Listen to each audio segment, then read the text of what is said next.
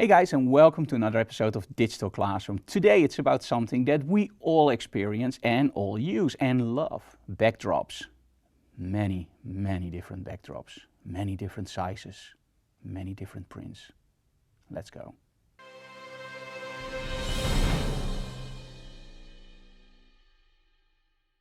Okay, so what is the first thing that you buy when you buy strobes? Of course, you buy seamless backdrops because that's how everybody starts, right? With paper backdrops. They're hugely popular. And in all honesty, I started with them too and I still use them. I think in every studio you should have a white backdrop, a black backdrop and a gray backdrop. And you can create everything you want with gels, with gobos and whatnot more.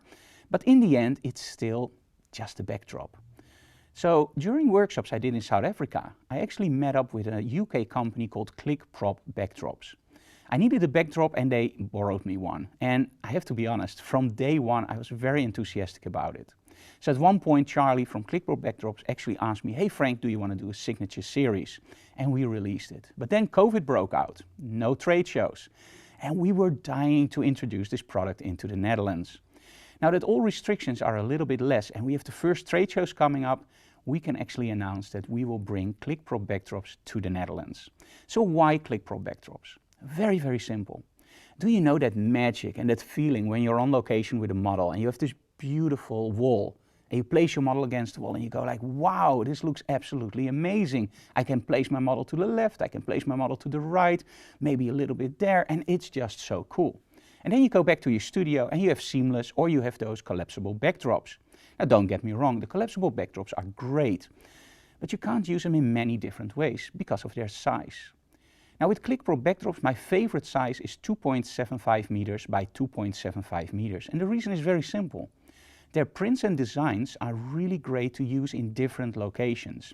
So you're not forced to always have the same backdrop. You can place your model to the left, to the right, you can mount the backdrop sometimes upside down, or you can switch them left and right.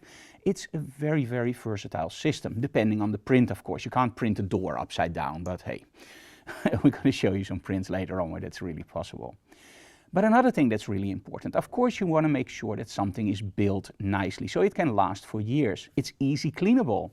But the most important thing for me is non-glare. And this is one of the biggest frustrations I have with backdrops. If you place your lights on it, or they look very artificial, or they glare back. And that means that you see the reflection of your lights. And that totally takes you out of the magic of being on that location. Because a wall doesn't reflect back, right? A wall is there. Now, by having very nice prints, you can actually do a little trick. Now, one of the things that maybe you have learned is that in a photo you need one strong element and everything else needs to be a little bit more subdued, like it needs to help the model to jump out. So often with backdrops we are a little bit hesitant to use something that's really busy for the very simple reason now you have two competing elements. You have that busy backdrop and you have your model. So how do you make your model jump out from a busy backdrop? And that's actually the trick. When you use a busy backdrop and you use the styling that fits that backdrop and the lighting that fits that backdrop, you are in photography heaven. For the very simple reason you have two very strong elements that enhance each other. And I'm going to show you some examples of that. And that's actually what I look for in my backdrops. Now everybody wants something else. If you shoot newborns, you need a totally different backdrop. If you shoot sweet valentines, you need of course something more pink. You need something more lovable with hearts. I'm more on the edgy side of photography, so I need darker backdrops. So busy prints with darker vintage looks all the way for me. I love those old canvas backdrops. That's why I love the Pro Fabric material from clickpropbackdrops, because it really mimics those old-fashioned painted canvas backdrops that we all know and love, right? But also the very relaxed ones. So let's go to the studio and I'm going to show you the difference between the more relaxed ones and the more busy ones. Okay, so we are in front of two totally different backdrops. The first one on that side, I absolutely love that one. It might be one of my favorites, although of course I have my own signature series, which is absolutely my favorite. But why something like that? Some people might go like, hey Frank, that's over the top, it's very busy. That's the thing. In a good photograph, you have the model and you have the backdrop and you have props and whatnot more. Now, a lot of people go like, okay, let's make the model jump out and everything else, let's pull that back. I think that's the wrong way to approach it. Sometimes that works, But most of the time, if you have two really strong elements in a shoot, like for example a backdrop like that, and you have a styling that fits that backdrop, or you have a model that fits that backdrop, you actually have two very strong elements coming together, creating an awesome shot. So I love working with the more over-the-top backdrops. Now on that side, I have a more relaxed backdrop. We all know them from the 70s, right? Those beautiful warm tints or blue tints, we all love them.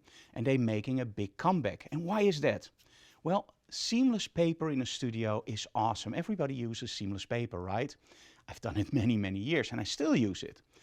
But it's also very, very boring and you need a lot of Photoshop to get out all the creases and you have to replace the paper. So in the end, it's a very, very expensive solution. When you get a backdrop like that, you don't need a lot of Photoshop. You just place your lights on it. Now it's lit with two Fresnels, so you see already a nice vignetting on it. And it just jumps out with warmth and most of all, it tones down the image in ease.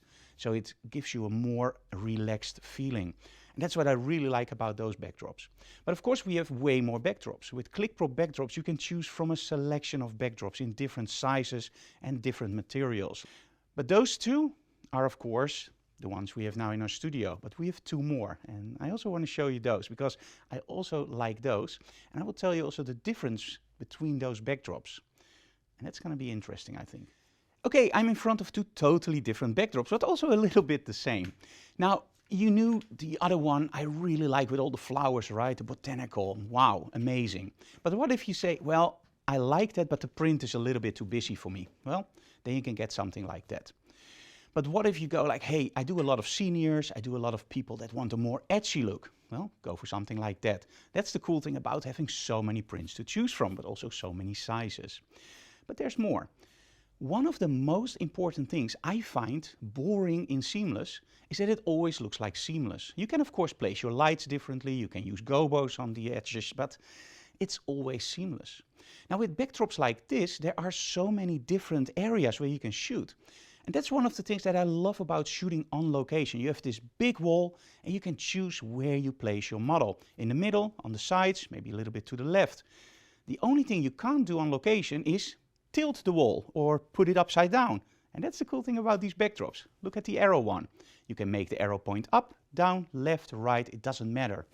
If you have somebody with a rock guitar, place her in front of the arrow, make the arrow point towards something. If you have somebody in a wedding dress and you want a more edgy look, maybe place her in front of the arrow that you don't see the arrow that much, but you use the other sides of the backdrop. That's the nice thing about the bigger sizes. But there's more. What is the most frustrating part in photography? The angle of incidence is the angle of reflection, or the other way around, I always mess that up. But what it means is that with a lot of backdrops, and you probably experience that in your own studio, you have something called glare or reflection. Now, a funny story is actually one of the best sellers from my series, the Frank Dorov signature series, is the Opulent Red. Now, the original backdrop is still in our studio, but we never use it. And the reason is very simple. I gave the assignment to one of my interns, please paint this wall bright red, like a fiery red with red spots and of course a lot of black in there and just make it very edgy. I saw the result and I was going like, wow, this is amazing. But the moment I placed the strobe on it, I was going like, this is terrible. Because they didn't use matte paint, but they used the most glossy paint they could find. So it reflects back like crazy. So when Charlie from ClickProp Backdrop said, hey Frank, we want to do a signature series with you, I immediately thought about that red backdrop. I knew I could shoot it right if I placed my lights under one specific angle, because that was the only angle you didn't see that reflection. I shot it, did a little bit of polarizing tricks, placed it in Photoshop under the right angle, and there you have the opulent red backdrop. That's the main selling point for us for ClickProp backdrops. Of course, they have a lot of prints. Awesome. Of course, they are made by photographers, which is great because they know what we need. Many different locations to shoot from, different sites to hang it from. So it's a multifunctional backdrop. But most of all, the material they use doesn't reflect your strobes. And you all know it. You place your strobes straight on your model, and there you have that big shiny part on your backdrop. That's why during this video, we actually use two Fresnel spots on a very high setting on our two backdrops. Do you see any glare? Me neither.